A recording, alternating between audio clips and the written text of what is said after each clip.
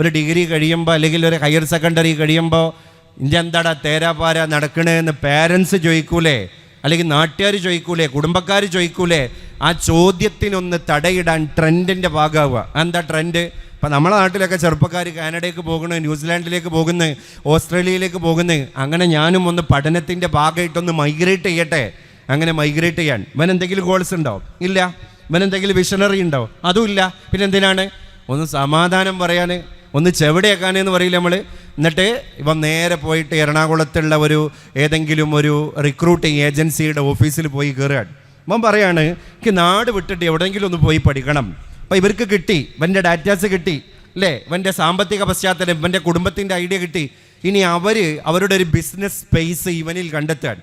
അവർ പറയാണ്, നിനക്ക് ഈ മേഖലയിലേക്ക് പോകാൻ നല്ലത് ഇന്നാലിന്നൊരു രാജ്യത്ത് ഇന്നാലിന്നൊരു യൂണിവേഴ്സിറ്റിയിൽ ഇന്നാലിന്നൊരു കോഴ്സ് ഉണ്ട്, അതിന് ഷോമണി ഒരു 25 ലക്ഷം റുപ്യ കാണണം. പിന്നെ 2 വർഷം നിനക്ക് പഠിക്കാനുള്ള ഹോസ്റ്റൽ ഫെസിലിറ്റീസും ഫുഡും അടക്കം ഒരു 20 ലക്ഷം.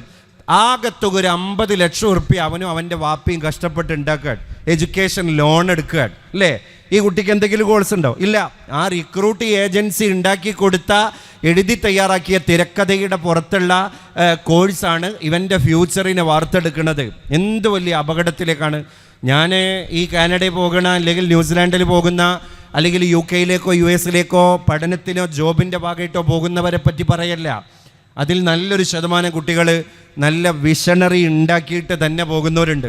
അല്ലാത്തൊരു അഴകുഴമ്പൻ നിലപാടുള്ളവരും ഈ കൂട്ടത്തിലുണ്ട് എന്നാണ് ഞാൻ പറഞ്ഞതിൻ്റെ അർത്ഥം. പുത്തനത്താണിയുടെ സ്വന്തം കനകമകൽ ജ്വല്ലറി ഇനി മുതൽ കനക ഗോൾഡൻ ഡയമണ്ട്സ്. കനക ഗോൾഡൻ ഡയമണ്ട്സ്, പുത്തനത്താണി. മാറുന്ന ലോകം, മാറ്റത്തിനൊപ്പം.